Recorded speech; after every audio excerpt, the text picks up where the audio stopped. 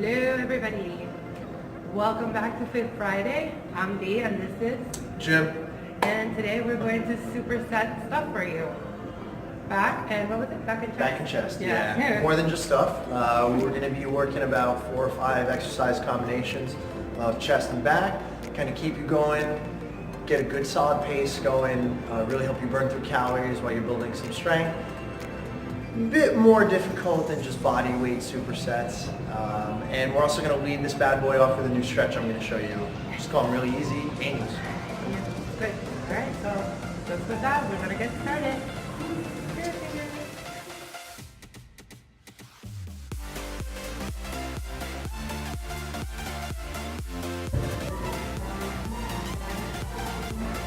Okay, so for another part of our warm-up here, we're doing a little thing I call the angel stretch. It's just like doing snow angels. And what you're looking for is you want to try to keep your lower back in contact with the wall. You're bringing your arms down to 90 degrees or just a little bit lower and raising them straight up as if you're kind of diving. And again, you want to keep the arms in contact with the wall. That's the tough part, is to try to get straight up to the top. And this is going to help loosen up the neck, the mid-back, and specifically more so the shoulder. We want to make sure that the shoulder is nice and warm before we get into chest or back work, because it is a delicate joint.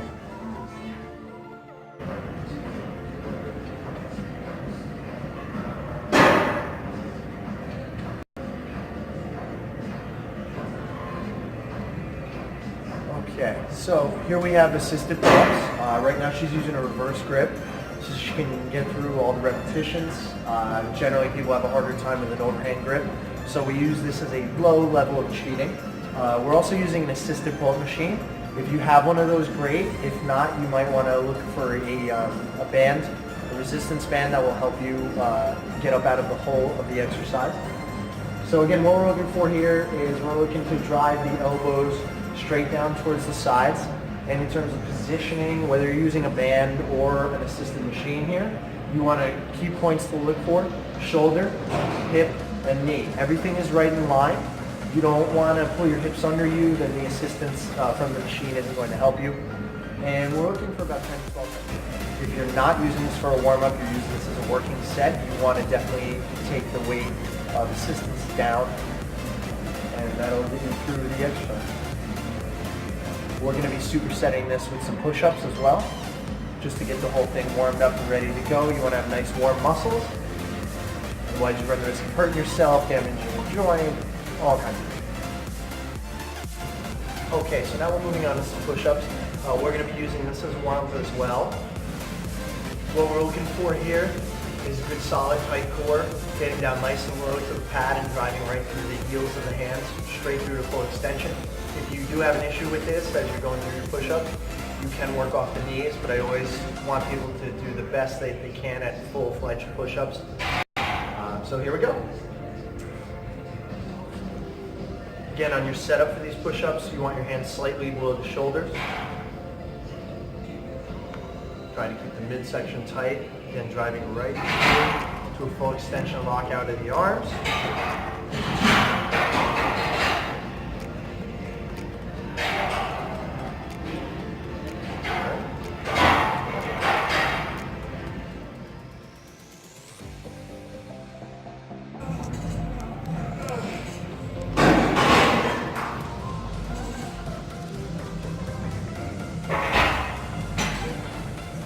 Okay, so now we're working on incline dumbbell presses. I'm just giving her a little help from behind here to spot if need be. But this is our first working set in the exercise grouping here. So we're going to move right from here to some bent over rows. But at the moment, again, while you're working this, what you're looking for, the elbows are at least in line or below the shoulders. Coming up to a full extension. You don't have to come all the way down. Sometimes it's difficult. People don't either have flexibility or they have shoulder problems. So you could stop right about there if need be. And come back up. Again, you're looking for about 10, 12, maybe 15 reps.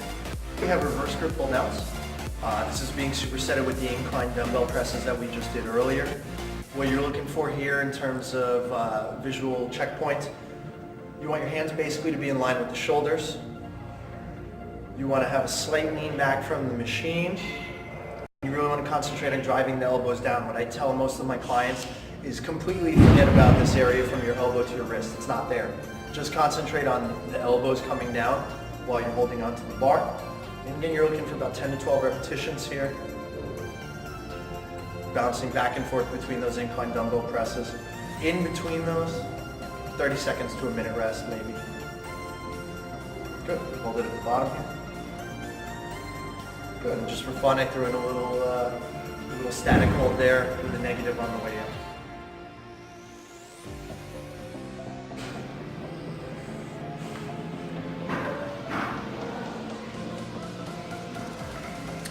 So now we are working barbell flat bench press.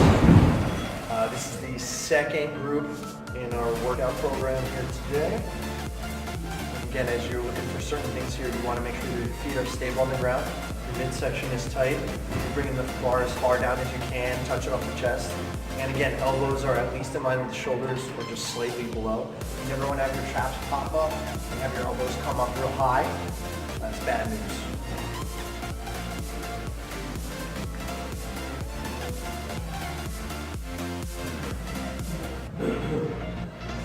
Look at that form, JK.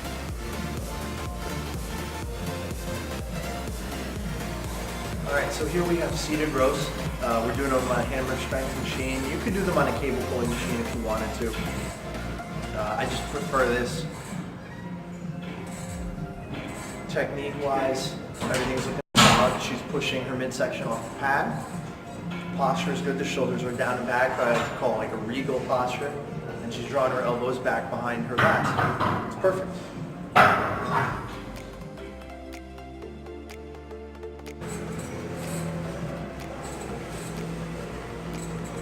Okay, so the first exercise in our next grouping here is dumbbell alternating chest press.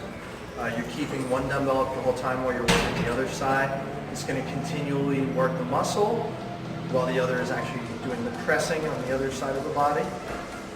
And again, just like the barbell and the earlier exercises, you want to make sure that your elbows are coming down just below the shoulder or in line. You don't want them coming up. You want the elbows pointing up towards the head or the shoulder. And as a variation, just to kind of keep yourself on your toes as well, instead of just alternating, you just want to up and go that side. So you then just work maybe say 10 reps or so you need to get to, all on one side and then the other. However, if you do this, I would recommend that you go with whatever arm you feel is weaker first. We're not doing that here right now. She's a little stronger on the right side. Let's go with the left. So, hold that, go left. Again, you always want to work the weaker part of your body while you have more energy, more coordination. That way you can catch up with the rest of it. Awesome, great.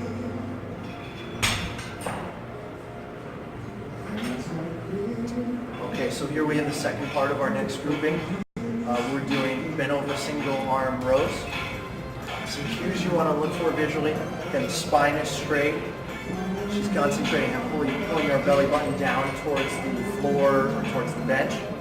The elbow is coming nice and high, so she's flexing her lat. Not really using the forearm too much. You're looking for about 10 to 12 reps here again. And you have options as well. You can rotate the hand in different ways to kind of affect the back a bit differently. As you can see now, she's going from neutral to pronation. And then you can go from pronation to neutral. Very good. And you're looking for about 10 to 12 reps per side.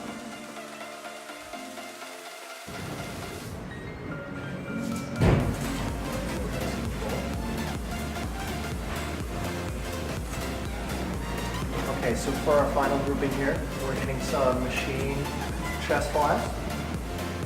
In terms of technique, you want to make sure that the handles are roughly in the area of where your shoulder is. You don't want your hands too low below, underneath the shoulder, and you also don't want them too high. You want to keep that chest out, that regal posture that we've talked about before. The midsection is tight, and you want to take your time on the negative and the positive of the movement.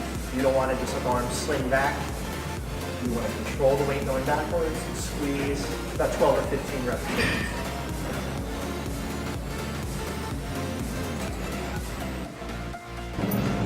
So what we got here now are TRX rows. We're going to work these to failure. This is the last exercise of our couple of groupings here. This guy goes with the machine chest flies. And just like the single arm rows that we did a set earlier or an exercise earlier, you can add a rotation if you want for a variation. So here she is going from pronation to neutral, back and forth. And again, you can get a good burn going with this just to finish out failure. Now additionally, if you don't have access to a TRX, you can do this on a Smith machine or a barbell, which we're going to show you in just a moment.